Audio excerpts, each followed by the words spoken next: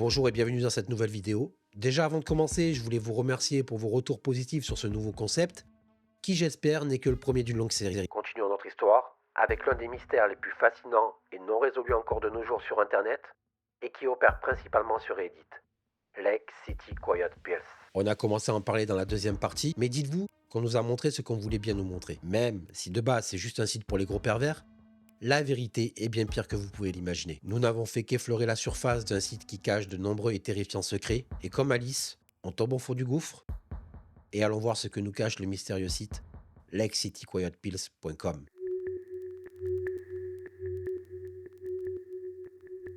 Le 11 octobre 2001, sur le site Farc, qui est un site d'actualité communautaire, un compte va être créé sous le pseudo Angel2-6. Et si cela vous rappelle vaguement quelque chose, laissez-moi vous rafraîchir la mémoire. Plus tard, dans la même journée, un compte sera créé avec comme nom, qui postera pour la première et dernière fois vers 13h. Cette similitude a été mise à jour par les enquêteurs de Reddit, mais ils sont allés encore plus loin en recherchant avec quelle adresse mail cet utilisateur a pu créer son compte. Angel2-6 s'est enregistré avec le mail angel.2.6 lakecityquietpills.com. Bref, sur le site Angel2-6 fera des commentaires dirigés principalement sur les fusils, les munitions, les armes, la violence et le tir. Et tout comme Religion of Peace, il avait une similitude, celle d'avoir un passif militaire. Mais pas qu'avec lui, car si vous vous souvenez bien, 2-6 était aussi militaire. Sur le site Farc, comme sur tous les forums, chaque utilisateur en dessous de leurs commentaires était suivi d'une devise, et je pense que celle de Angel2-6 va vous parler. Distribue des pilules silencieuses de Lake City aux salauds qui ont besoin de repos permanent depuis 1968. On retrouve son pseudo et son adresse mail un peu de partout sur Internet, de Yahoo à Answers où il s'intéresse à l'artisanat et au bricolage, jusqu'au site web dédié à Sprush, qui est un outil de sculpture numérique lancé en 1999. Et puis, on le retrouve sur un post écrit en 2007 sur le site Dig, qui est le précurseur de Reddit, un post qui sera signé par Religion of Peace. Donc à partir de maintenant, Angel2-6, on va l'appeler Angel26, ce sera plus rapide. Ce qui est sûr, c'est qu'à partir de maintenant, beaucoup de questions commencent à être posées. Religion of Peace et Angel26 étaient-ils la même personne ou étaient-ils juste connectés de façon confuse? Et si vous vous souvenez bien, dans la partie 2, je vous disais, dans son texte, l'utilisateur fera de nombreuses fautes d'orthographe et de grammaire,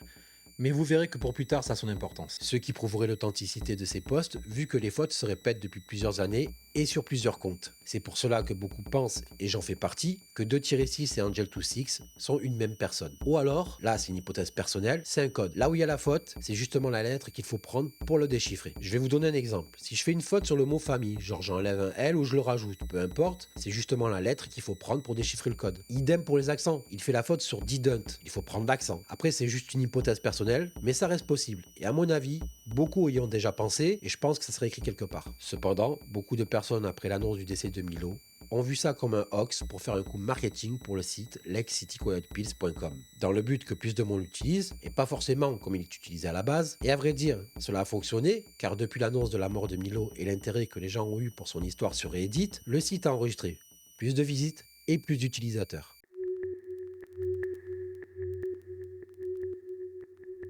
En façade, le site en lui-même n'était rien d'autre qu'un vulgaire site d'hébergement d'images qui contenait des milliers d'images.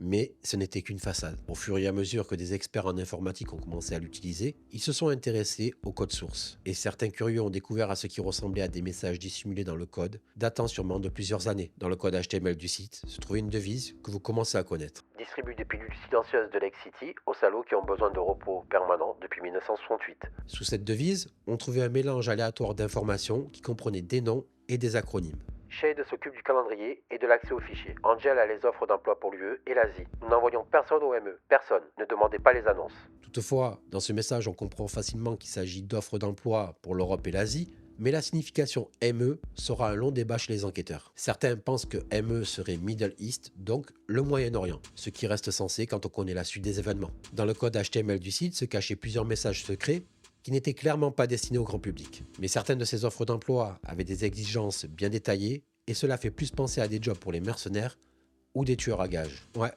no joke. Besoin immédiat, 8-10 chinois, coréens, détails sur la maîtrise du coréen, dialecte, accent, après contact. Séquestration de 12 semaines à moitié payée en cas de refus. 2 types de terrain, maîtrise du farsi, arabe et français. Pas de papier, pas de problème. Besoin d'un groupe formé, 8-10.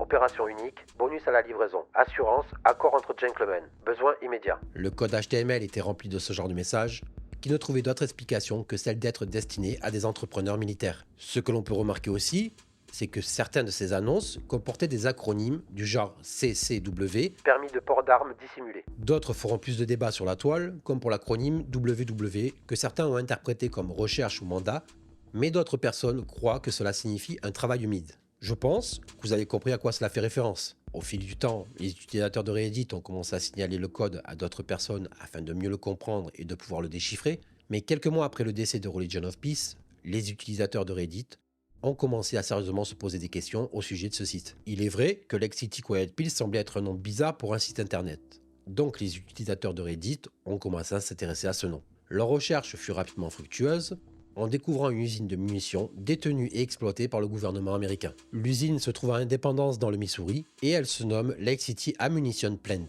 Elle a été créée par Remington Arms en 1941 où ils produisent presque chaque année 1,4 milliard de cartouches. C'est vrai que les chiffres sont hallucinants et d'ailleurs, elle est la plus grande productrice de munitions d'armes légères pour les forces armées américaines. Personne ne sait s'il y a un lien entre le site web et l'usine de munitions ou si c'est une simple coïncidence.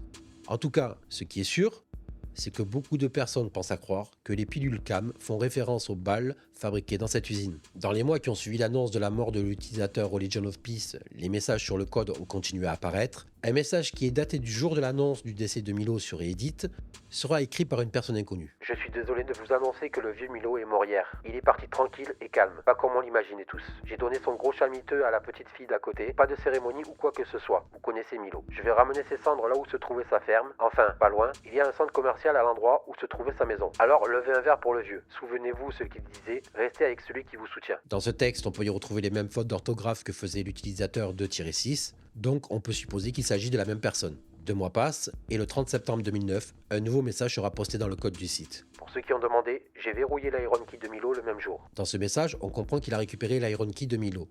Et il emploie le terme breaking, ce qui pourrait se traduire par inutilisable. En d'autres termes, il l'a détruite. La question que l'on pourrait se poser, c'est pour quelle raison il a détruit cette clé?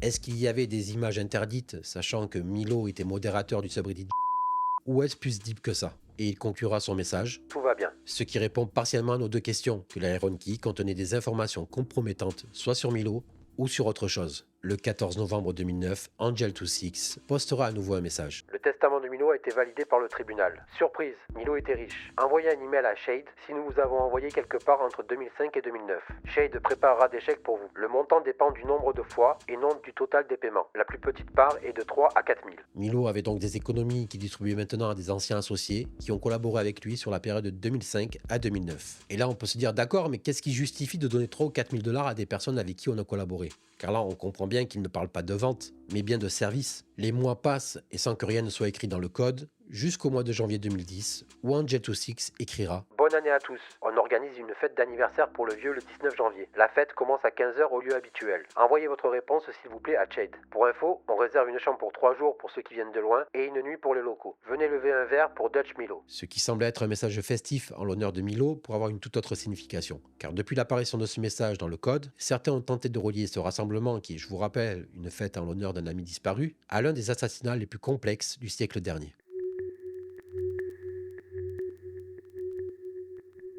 Parlons maintenant de Mahmoud al-Marbrou. Né en 1960 dans un camp de réfugiés le long de la bande de Gaza, c'est pendant son adolescence dans les années 70 qu'il va rejoindre un groupe de frères musulmans. Et de ce que j'ai compris, c'est ce qui lui amènera quelques démêlés avec la justice. D'ailleurs, il fera un petit tour par la case prison. Après sa libération dans les années 80, il rejoindra le Hamas. Et au cours des décennies suivantes, il se forgera une célèbre réputation en revendiquant la mort de 2 soldats israéliens en 1989, ce qui fera de lui un des hommes les plus recherchés par la suite. Il gravira les échelons et au milieu des années 2000, il deviendra chef de la logistique et de l'approvisionnement en armes pour la branche militaire de l'organisation. D'ailleurs, toute cette ascension fera de lui une cible et il fera l'objet de multiples tentatives d'assassinat vers la fin des années 2000. Une première tentative à la voiture piégée qui échouera et peu de détails seront divulgués par la presse. Et la deuxième qui sera plus élaborée et qui sera détaillée par le magazine Weird and GQ. L'équipe d'élite chargée de l'assassinat a tenté d'empoisonner Mahmoud al-Marbrou en novembre 2009 à Dubaï. La toxine inconnue peut être glissée dans une boisson ou appliquée sur des objets dans une chambre d'hôtel. L'a rendu mystérieusement malade, mais sans que cela ne lui soit fatal. Al-Marbrou s'est remis de la maladie sans jamais savoir qu'il avait été empoisonné. Comme il ignorait qui avait orchestré cette deuxième tentative, voire même la première, il a continué avec ses habitudes de vie. Il résidait en Syrie et voyageait fréquemment dans le Moyen-Orient pour affaires. Mais comme toujours, sous de fausses identités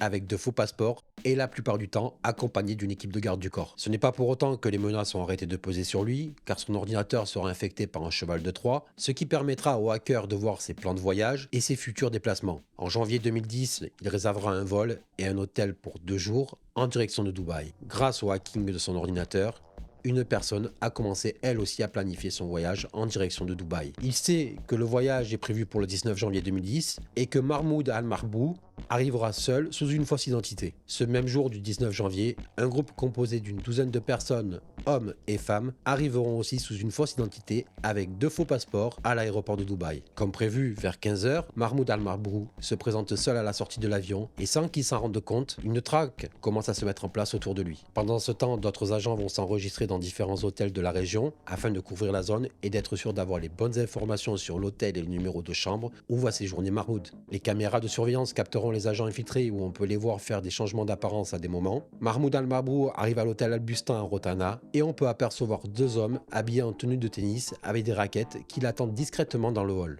Une fois son check-in terminé, il se dirige vers sa chambre d'hôtel. Les hommes le suivent dans l'ascenseur et un des hommes suit Mahmoud afin de découvrir son numéro de chambre. Il fera comme s'il retournait tranquillement à sa chambre. Par la suite, il reviendra vers l'ascenseur où l'autre homme l'attendait et ils repartiront en direction de l'extérieur. Une fois la cible et son numéro de chambre localisé, le chef des opérations Peter Elvinger va passer un appel depuis le centre d'affaires de l'hôtel afin de réserver la chambre 237 qui se trouve directement en face de celle de Mahmoud. Cela va leur permettre que cette chambre serve de base pour les autres agents. Toujours dans la même journée du 19 janvier 2010 et sans prêter attention au mouvement qui se passe autour de lui, Mahmoud va quitter sa chambre d'hôtel pour se rendre dans un centre commercial, sûrement pour y rencontrer des contacts sur place, du moins c'est ce qui est supposé. Pendant son absence hors de l'hôtel, les agents qui se sont rassemblés dans la chambre 237 vont tenter d'accéder à la chambre de Mahmoud en piratant la serrure électronique. Mais ils vont vite être interrompus par un client de l'hôtel qui sort de l'ascenseur. Et afin de pouvoir continuer leur mission, l'un des agents présents dans le hall de l'étage va tenter de le distraire afin de continuer l'ouverture de la porte. À son retour vers 20h30, elle ne lui laisse penser que sa chambre a été visitée, la porte s'ouvre normalement et il entre sans avoir la conscience qu'il n'en ressortira jamais et qu'il est attendu à l'intérieur. Chambre qui va devenir au moment où il va fermer la porte une zone de non-droit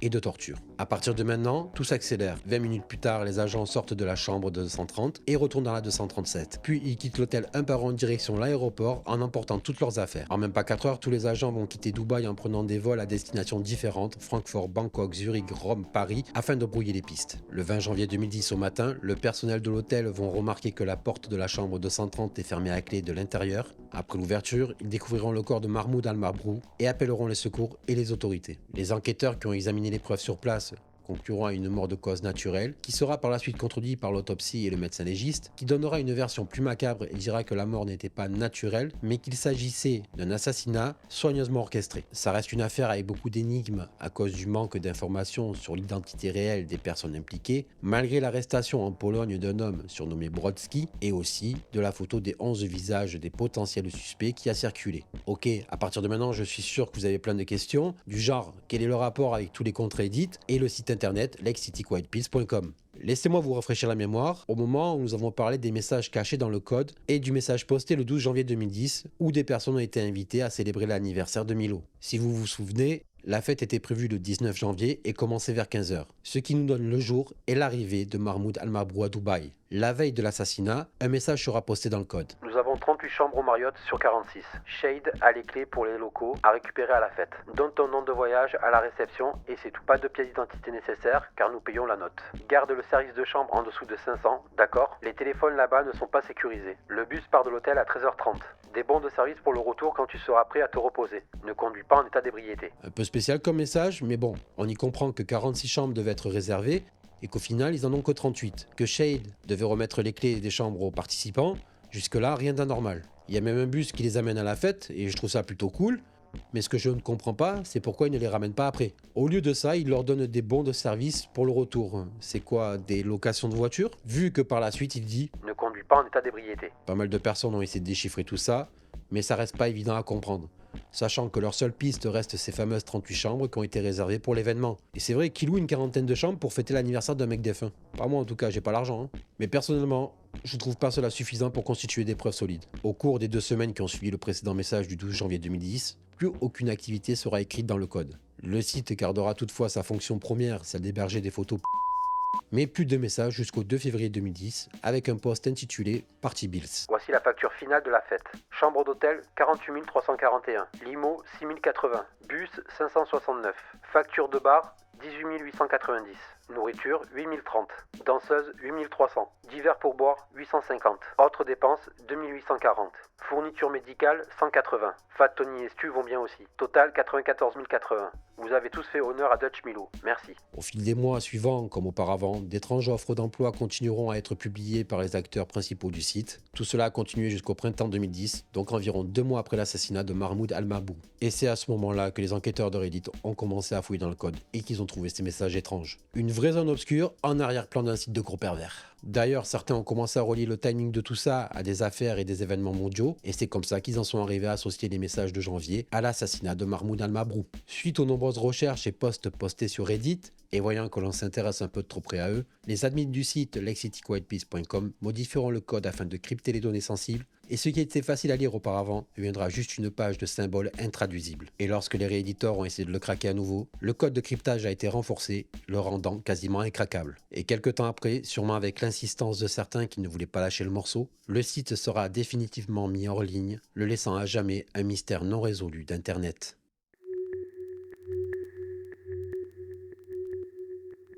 La seule personne de qui on n'a pas vraiment parlé est notre principal intéressé depuis le début de cette série, Édouard Jourdan. Comme je vous ai dit, il n'y a pas grand chose à dire sur lui, mais j'ai quand même quelques petites infos. Édouard Jourdan serait ce gars, ou celui-ci, ou bien encore celui-là que l'on retrouve à l'arrière de son livre. Mais les 2 premières photos me font dire que ces personnes sont beaucoup plus jeunes qu'une personne née en 1984, alors que la dernière a plus un style des années 90. Ce peu d'informations sur Édouard me mène à me poser beaucoup de questions. Est-ce qu'Édouard Jourdan existe ? Est-ce que Édouard Jourdan est son vrai nom ou est-ce juste un pseudo pour ses livres? Est-ce qu'il n'a pas tout orchestré pour promouvoir ses livres? Mais je relève aussi des similitudes dans les histoires. Édouard Jourdan était militaire, tout comme nos protagonistes Religion of Peace, 2-6 et Angel 26. Et tout comme Religion of Peace, après sa carrière militaire, il a fait une carrière dans l'informatique. Les ressemblances aussi dans les messages qui annoncent leur décès. Religion of Peace est mort en 2009 et un ami poste un message sur Reddit. Édouard Jourdan est mort en 2016 et un ami poste un message sur Reddit. On nous donne des coordonnées GPS qui nous mènent à un hôtel pour Édouard Jourdan et un lien Google Maps pour Religion of Peace pour nous montrer là où on a dispersé ses cendres. Donc, dans tous les cas,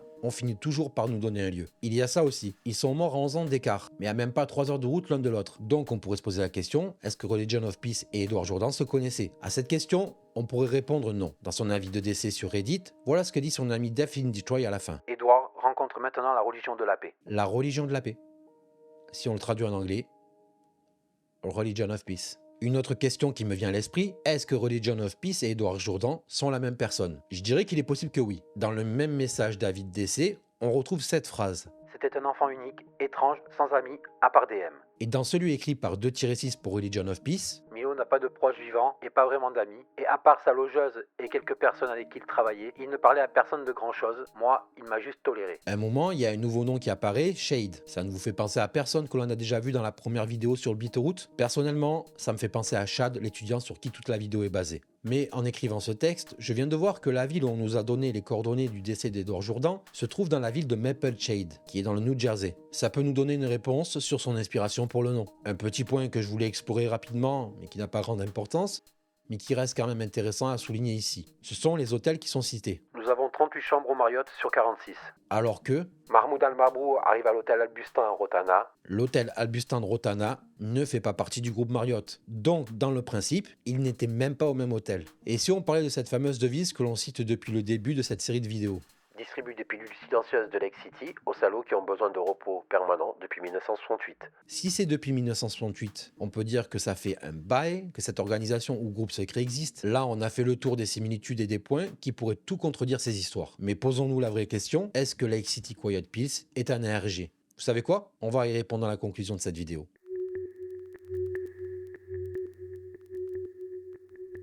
Il y a beaucoup de similitudes qui donnent l'impression que Lake City Quiet Pills est effectivement un jeu de réalité alternative. Et d'après le site Barnes & Noble, où est publié un des livres d'Édouard Jourdan, il en serait l'investigateur à des fins promotionnelles pour ses livres, ou il a juste créé tout ça pour le fun, ce qui est possible aussi. D'ailleurs, il n'est pas rare de voir des auteurs ou des créateurs mettre plusieurs années avant de pouvoir atteindre la perfection de leurs œuvres. Mais dans le cas d'Édouard Jourdan, c'est allé beaucoup plus loin que ça. Car si on part du principe que c'est pour faire la promotion de ses livres et que le premier compte Reddit, donc celui de Religion of Peace, a été créé en 2007 et que son premier livre est sorti en 2017, il aura mis 10 ans pour écrire son œuvre et monter son canular à des fins marketing. Et là où je trouve que c'est ingénieux, c'est que les internautes au final, ce sont eux qui ont fait tout le boulot promotionnel pour lui, justement en allant chercher plus loin. Le fait aussi qu'ils mettent en place la vidéo YouTube The Bitterroot Footage et toute cette histoire autour est aussi quelque chose de très intelligent. Il a fait augmenter le mystère autour de cette vidéo pour au final dire sur un post Reddit: Bonjour à tous, je suis ici pour vous avouer quelque chose. J'étais l'auteur du canular apparu sur internet en 2012, connu sous le nom de Bitterroot Footage. Et nous faire partir sur autre chose en simulant sa mort et nous donnant les clés pour partir dans les méandres de Lake City Quiet Pills. Alors oui, on ne trouve rien qui vient de lui, comme quoi c'est vraiment le créateur de tout ça. Et comme je vous ai dit, sauf sur Barnes Noble, où il a publié 6 livres, d'ailleurs que l'on retrouve aussi sur Amazon, mais les dates de publication sont différentes. Peut-être une réédition. Sur le site Barnes Noble, la publication est du 2 septembre 2019, alors que sur Amazon, elle est du 28 décembre 2024. Et les covers sont complètement différentes. Et si on va sur le Amazon français, il y a ce commentaire qui nous dit exactement la même chose que sur le site Barnes Noble. Sauf que là, ça serait un utilisateur qui aurait commenté et non le site qui a ajouté sa petite description. Juste un point qui me gêne, la date de publication du commentaire, un jour après la sortie du livre. Est-ce encore Edouard? Enfin, pour finir cette conclusion, le site thebitterrootfootage.com a été créé le 12 avril 2012, soit un mois avant la sortie de la vidéo, et il devrait normalement expirer le 12 avril 2025. Idem pour le site lakecityquietpeace.com, qui a été créé le 18 juin 2008, soit un an après l'ouverture du compte Reddit de Religion of Peace, et qui devrait normalement expirer le 18 juin 2025. Donc, à voir après par la suite s'ils ne sont pas renouvelés. Il se peut que ça soit l'une des dernières vidéos sur ces sujets, mais dans quelle mesure l'affaire du site lakecityquietpeace.com et son lien avec Édouard Jourdan mêlent-elles réalité et mise en scène? A-t-il surfé sur la vague de ces mystères d'internet pour promouvoir ses livres? Il est possible que la seule personne ayant ces réponses soit Édouard Jourdan lui-même.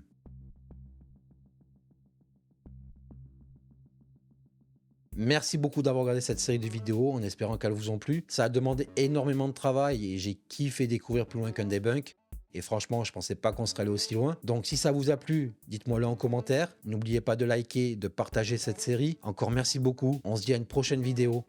Des bisous.